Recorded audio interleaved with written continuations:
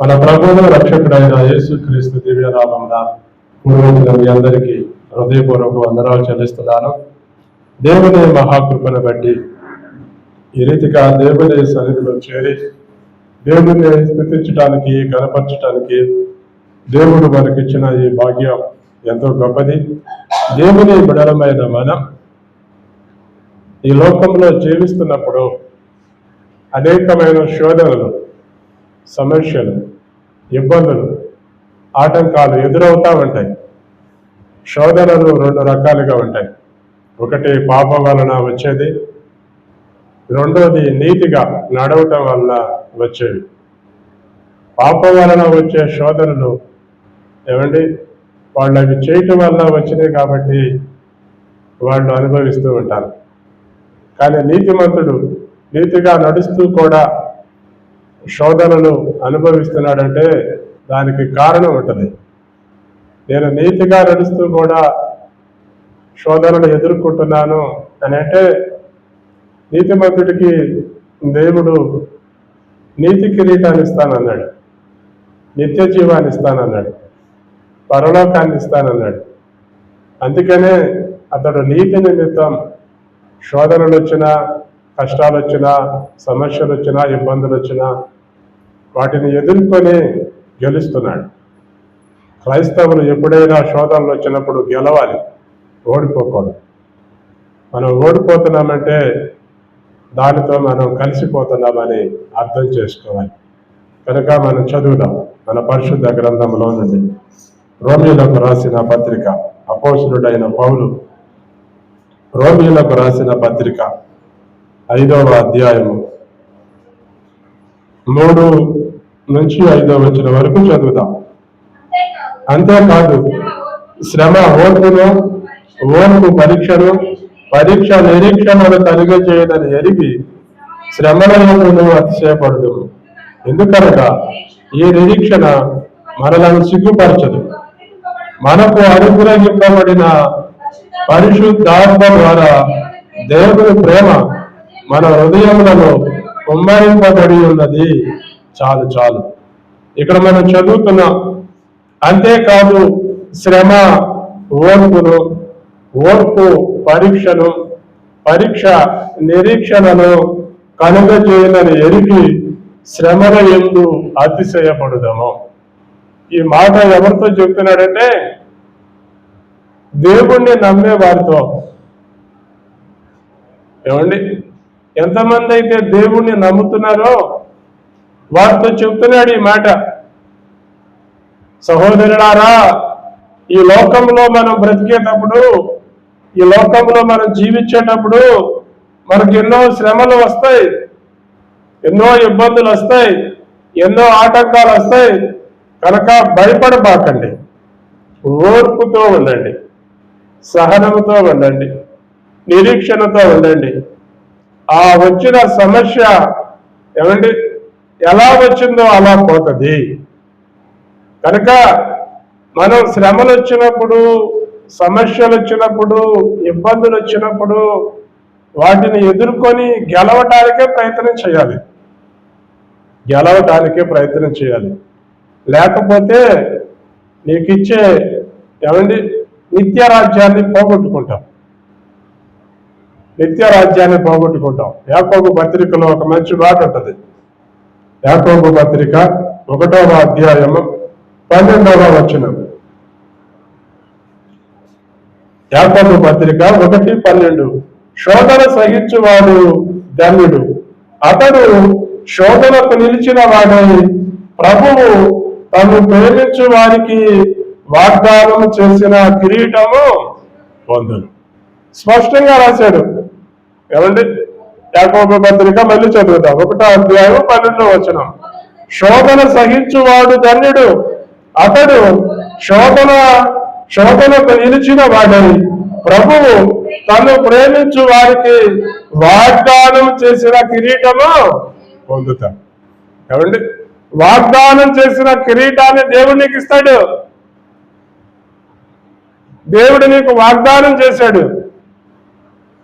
అయ్యా, నీవు ఈ శోధనలో, ఈ సమస్యల్లో, ఈ ఇబ్బందుల్లో, ఈ కష్టాల్లో నువ్వు నిలబడితే నేను నీకు జీవ కిరీటం ఇస్తా, నేను నీకు కిరీటం ఇస్తా.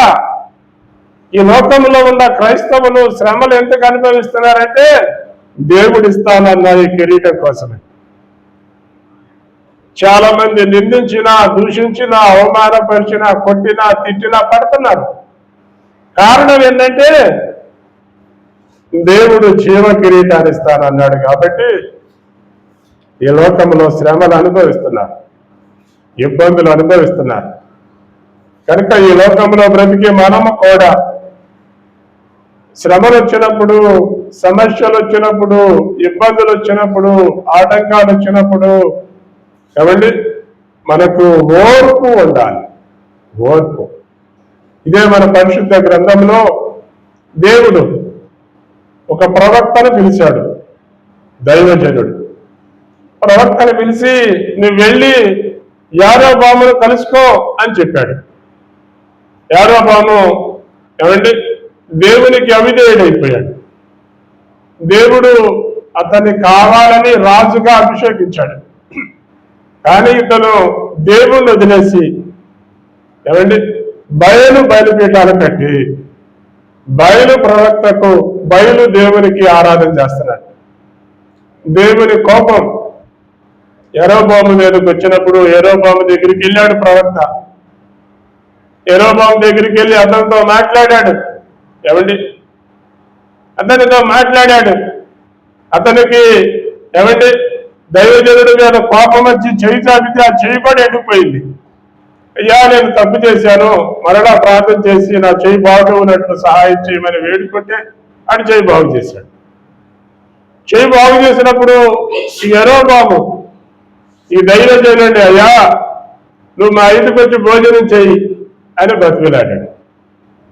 దేవుడు నాకు చెప్పాడు నీతో మాట్లాడి మళ్ళీ నేను ఏ బాటనైతే వచ్చానో, ఏ మార్గంగా అయితే వచ్చానో ఆ మార్గం రాకుండా ఇంకో మార్గాన్ని నువ్వు వెళ్ళిపో, వచ్చేసేయని చెప్పాడు.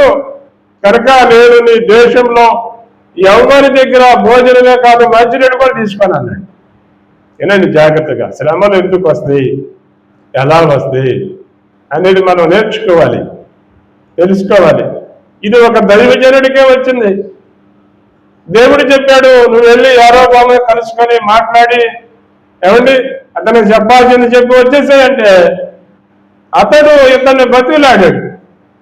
అయ్యా అయ్యా మా ఇంట్లో భోజనం చేయాలి, నేను భోజనం చేయను అని తిరిగి వచ్చేస్తున్నాడు అని తెలుసుకుని ఆ దేశంలో బయలు ప్రవక్త కూడా ఉన్నాడు. ఏమండి వాడు ఏమండి ఇతని దగ్గరికి ఈ దైవజనుడి దగ్గరికి వచ్చాడు. వచ్చి దైవజనుడా దేవుడు పంపించిన దైవజనుడు నీవే కదా అని అడిగాడు. అవును నేనే అన్నాడు. ఇప్పుడే దేవుడు నాతో మాట్లాడాడు, నువ్వు వచ్చి మా దగ్గర భోజనం చేయమని చెప్పాడు అని అన్నాడు. అనగానే అతను చెప్పిన మాటను అన్నాడు. దేవుడు ముందు నీకేగా చెప్పాడు, నువ్వు అక్కడికి వెళ్ళి వాళ్ళతో మాట్లాడి వచ్చాయి, వాడు భోజనం చేయొద్దని నీకు చెప్పింది దేవుడు మళ్ళీ నీకే చెప్తాడుగా, ఇంకోళ్ళకి ఎందుకు చెప్తాడు? ఏమండి నీకు చెప్పిన దేవుడు నీకే చెప్తాడు, మళ్ళీ నువ్వు ఇంకోళ్ళ మాట ఎందుకు నమ్ముతావు? ఏమండి అతను మాట నమ్మి అతని ఇంటికి వెళ్ళి భోజనం చేశాడు. భోజనం చేసి ఏమండి అతని ఇంటి కాడ నుంచి మార్గంలో బయలుదేరాడు. దేవుని కోపం ఇప్పుడు ఎవరి మీదకి వచ్చింది? దైవజనుడి మీదకి వచ్చింది. దైవజనుడి మీదకి వచ్చింది. దేవుని మాటను ఏమంటే పక్కన పెట్టేశాడు. దేవుని మాటను గౌరవించడా, దేవుని మాటకు భయపడడా. ఏమంటే వాళ్ళ ఇంటికి వెళ్ళి భోజనం చేసి గాడిదెక్కి వస్తున్నాడు. వస్తున్నసరికి దేవుడు సింహాన్ని పంపించాడు. సింహాన్ని పంపించే సింహం అతన్ని చంపింది. ఇక్కడ గాడిద ఉంది, ఇక్కడ శవం ఉంది, ఇక్కడ సింహం ఉంది. ఏమండి గాడిద పోయి చూసే వాళ్ళందరూ ఆశ్చర్యపోయారు. ఆ సింహం అతన్ని చంపిందే కానీ అక్కడున్న గాడిదను కూడా ఏం చేయాలి. ఆశ్చర్యపోయారు. ఈ విషయం ఏమంటే అబద్ధం చెప్పాడే వాడికి తెలిసింది. అబద్ధాలు చెప్పి మోసాలు చేసేవాళ్ళు అంటారు. అబద్ధం చాలా తీయకుంటది, నిజం చాలా కష్టంగా ఉంటుంది. కానీ నిజం కష్టంగా ఉందని అబద్ధానికి మొక్కేవాడిని ఎక్కువ అంటారు. ఏమంటే ఇతడు అబద్ధాన్ని ఏమండి మొక్కాడు, అందుకని చచ్చిపోయాడు. అతను వచ్చి ఇతనిని తీసుకెళ్లి కొన్ని రోజులు ఏడ్చి సమాధిలో పెట్టి ఏమండి తన కొడుకుతో చెప్పాడు, నేను కూడా చచ్చిపోతే ఈ సమాధిలో నన్ను కూడా పెట్టు అన్నాడు.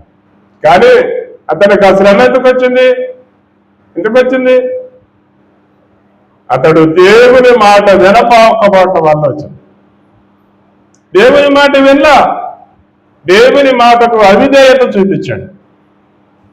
ఏమండి దేవుని మాటకు మనం అవిధేయత చూపినా కూడా కొన్ని శ్రమలు ఎదుర్కోవాల్సి వస్తుంది, కొన్ని ఇబ్బందులు ఎదుర్కోవాల్సి వస్తుంది. జాగ్రత్త. మోసపోయినప్పుడు ఏమంటే నువ్వు దేవుని మాట వినకుండా మోసపోయినప్పుడు ఎంత ఏడ్చినా ప్రయోజనం ఉండదు. మోసం చేసేవాళ్ళు మన దగ్గరకు వచ్చి మోసం చేస్తారు. జాగ్రత్త. కనుక ఏంటంటే మోసం చేసి ఏమంటే మరణానికి అప్పగించేవాడు. ఇదే మన పరిశుద్ధ గ్రంథంలో ఒక వ్యక్తి ఉన్నాడు. అంటే ఆహాబు అనే ఒక రాజు ఉన్నాడు. ఆహాబు రాజు. ఇతను ఇజ్రాయేలు రాజు. ఇతను నగరాన్ని ఆనుకొని నాబోతుకి ఒక ద్రాక్ష తోట ఉంది. అంటే శ్రమలు ఎందుకు వస్తాయి, ఎలా వస్తాయి మనం చెప్పలేం. ఎలా వస్తాయో, ఎప్పుడు వస్తాయో, ఏ రూపాలు వస్తాయో మనం ఊహించలేం. ఊహించని రీతిగా మన దగ్గరికి శ్రమలు వస్తాయి. ఏమంటే అతనికి పితరాజితో ఎప్పటి నుంచో ఉన్న ఆస్తి, అలా పూర్వీకులు ఏమండి యెహోషువ పంచిచ్చాడే భూమి. ఏమంటే అప్పుడు పూర్వీకుల దగ్గర నుంచి అలా వారసత్వంగా వస్తుంది ఆస్తి. ఆ ఆస్తి దానిలో వీళ్ళు వ్యవసాయం చేసుకుని వాళ్ళ తరతరాలు బ్రతుకుతున్నారు. మరి ఆహాబు రాజైనాక ఆ ద్రాక్ష తోట మీద కన్నబెడింది. ద్రాక్ష తోట మీద కన్నబెడి నాబోతుని పిలిచి, నాబోతు ఇదిగో నా నగరును ఆనుకొని నీ ద్రాక్ష తోట ఉంది, ఈ ద్రాక్ష తోట నాకు ఇవ్వు, దీనికి బదులుగా నీకు ఏదైనా ఇస్తా, ఏదైనా నా పక్కనున్న పొలాలు ఏదైనా ఇస్తా, లేకపోతే దానికి బదులుగా డబ్బులు కావాలో చెప్పి ఇస్తా అన్నాడు. అంటే అప్పుడు నాబోతు అన్నాడు, అయ్యా ఇది అమ్మటానికి నా వల్ల కాదు, ఇది అమ్మే హక్కు నాకు లేదు. ఎందుకంటే ఇది నాకు పిత్రార్జితం, నా పూర్వీకుల నుంచి వస్తున్న ఆస్తి, కనుక నేను దీన్ని నమ్మలేను అని అన్నాడు. అలంగాలి ఆహాబుకు కోపం వచ్చింది. కోపం వచ్చి ఇంటికి వెళ్ళి ముడుచుకొని పడుకున్నాడు. అంటే అలిగాడు. ఏమండి అలిగి పడుకున్నాడు. పడుకునేసరికి ఆహాబు భార్య ఏజిబేలు వచ్చింది. ఏంటి పడుకున్నావు అని అడిగింది. ఏమి లేదు, మన నగరాన్ని ఆడుకొని నాబోతు తోట ఉంది కదా, ఆ ద్రాక్ష తోట ఇమ్మని అడిగితే వాడు ఈయనన్నాడు. ఇక నాకు కోపం వచ్చి నేనేం చేయాలి అర్థం కాక పడుకున్నాను. నువ్వు రాజువి, ఆడు సామాన్యుడు, ఆడిచ్చాడండి, నువ్వు కూర్చో అని చెప్పి ఏమండి నాబోతు మీద అబద్ధం సాక్ష్యాలు చెప్పి రాజును దూషించాడు, దేవుణ్ణి దూషించాడని అబద్ధాలు సృష్టించి నాబోతుని చంపేసిందండి. అతనికి ఎందుకు శ్రమ వచ్చింది, ఎందుకు కష్టం వచ్చింది, ఎందుకు ఇబ్బంది వచ్చింది? నీతి నిమిత్తం నిలబడ్డాడు. నీతి నిమిత్తం నిలబడ్డప్పుడు కూడా శ్రమలు వస్తాయి. కానీ చాలా మందిలో నిలబడలేకపోతున్నా, నాకెందుకులే అని రాజీ పడిపోతున్నా. క్రైస్తవులే ఏమండి, క్రైస్తవులే రాజీ పడిపోతున్నారండి. సమస్యలతో ఎదుర్కొని నిలబడలేకపోతున్నారు. ఇతడు ఎదుర్కొంటే బతికేవాడేగా, నాకెందుకురా బాబు నువ్వే తీసుకో అని ఒక మాట వదిలేస్తే ఇతను బతికేవాడు. కానీ అతడు నీతి నిమిత్తం నిలబడ్డాడు. ఒక్క మాట అతనంటే అతను సొంతం అయిపోయింది, కానీ అనలేడు. ఎందుకు? అది పిత్రార్జితం. దానికి తోడు దేవుడు అంటున్నాడు. దేవుడు మా ఇద్దరి మాటలు వింటున్నాడు, మా ఇద్దరి సంభాషణ చూస్తున్నాడు. ఆయన న్యాయం తీరుస్తాడు. ఏమండి, నాబోతుని చంపేస్తే అక్కడ నుంచి కుక్కలు అతని రక్తాన్ని నాకింది. అప్పుడు వెంటనే దేవుడు ఏలియాని పిలిచాడు. ఏలియాని పిలిస్తే ఏలియా ఆహాబు దగ్గరికి వెళ్ళాడు. ఆహాబు ఏలియాను చూసి, నా పగవాడా, నేను నీ చేతిలోనే పడ్డానా అన్నాడు. ఏమండి, దైవజనుడు ఈ రోజుల్లో చాలా మందికి శత్రువులు అయిపోతున్నారు. ఏమండి, దైవజనుడు ఆహాబు నా పగవాడా అన్నాడు. ఒక ప్రవక్తను, ఒక దైవజనుడిని. ఏమండి, ఈ రోజుల్లో చాలా మంది ఏమండి దైవజనుడికి శత్రువులు అయిపోతున్నారు. కానీ చాలా మంది నటించేవాడు మాత్రం మిత్రుడుగానే ఉంటున్నారు. కానీ వాక్యము నిమిత్తం నిలబడ్డవాడు శత్రువులు, నీతి నిమిత్తం సమస్యలు అనుభవిస్తున్న వాడు శత్రువులు, శత్రువులతో కలిసిపోయేవాళ్ళు బాగానే ఉంటున్నారు. ఏమండి, ఆహాబుతో కలిసిపోయే 400 మంది ప్రవక్తలు ఉన్నారు. ఆహాబుతో కలిసిపోయి బ్రతుకుతున్నారు. కానీ ఏలియా మాత్రం వాళ్ళందరికీ వ్యతిరేకంగా బ్రతుకుతున్నాడు. నీవు ఎక్కడైతే ఆహాబుని చంపావో, క్షమించాలి, ఎక్కడైతే నువ్వు నాబోతుని చంపావో, ఎక్కడైతే అతని రక్తాన్ని కుక్కలు నాకినాయో, నువ్వు కూడా చస్తావు. నీ రక్తాన్ని కూడా కుక్కలు నాకుతాయి అని చెప్పాడు. ద్రాక్ష తోట కోసం శ్రమపడి ఏమంటే ఒక మనిషిని చంపి ఏమండి అతను తీసుకెళ్ళింది ఏముంటది? అతడు కూర మొక్కలు నాటుకోవాలంటే ఆ దేశంలో ఎంత ఖాళీ ప్లేసులు లేవు. శోధన, సాతాను ఏమండి ఏ రూపంలో మన దగ్గరకు వస్తాడో మనకు తెలియదు. తెలియని రీతిగా మన దగ్గరకు వచ్చి శోధించడం ప్రారంభిస్తాడు. సాతాను శోధనకు ఏమండి ఈ రోజుల్లో చాలా మంది లొంగిపోతున్నారు. కానీ సాతాను శోధనకు నువ్వు నిలబడాలి. సాతాను శోధనను నువ్వు జయించాలి. అందుకనే మనం ఇక్కడ చదువుతున్నాం యాకోబు పత్రికలో ఏమని రాశాడు? శోధన సహించువాడు ధన్యుడు, అతడు శోధనకు నిలిచిన వాడై ప్రభు తన్ను ప్రేమించు వారికి వాగ్దానం చేసిన జీవ కిరీటం. ఇక్కడ మనం అదే చదువుతున్నాం. దేవుడు నిన్ను ప్రేమించి నీకు వాగ్దానం ఇచ్చాడు కనుక ఈ లోకంలో నీకు ఏమి ఉన్నా ఏమీ లేకపోయినా నాకు దేవుడు అన్నాడు. యేసయ్య ఈ లోకంలో ఏమండి మనకు ఒక మాదిరి చూపించాడు. ఏమని చూపించాడు? నేనే మార్గమును, నేనే సత్యమును, నేనే జీవమును, నా ద్వారా తప్ప ఎవడో పరలోకి వెళ్ళడు. కనుక మీరు నన్ను చూస్తేనే పరలోకి వెళ్తారు, నా అడుగు జాడల్లో నడిస్తేనే పరలోకి వెళ్తారు.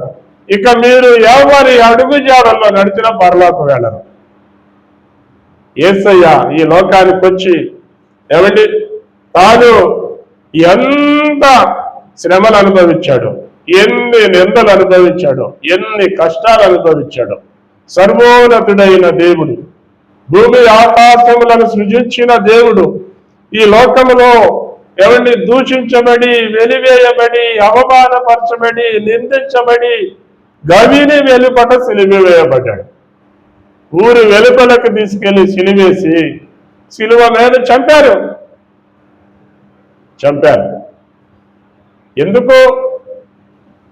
ఎందుకండి ఆయన ఏ అన్యాయం చేశాడు? ఇలా అన్నాడు, ఇతని మీద నాకు ఏ దోషం కనపడలేదు, ఇతడు నీతిమంతుడు, ఇతడు యూదులకు రాజు అని చెప్పాడు.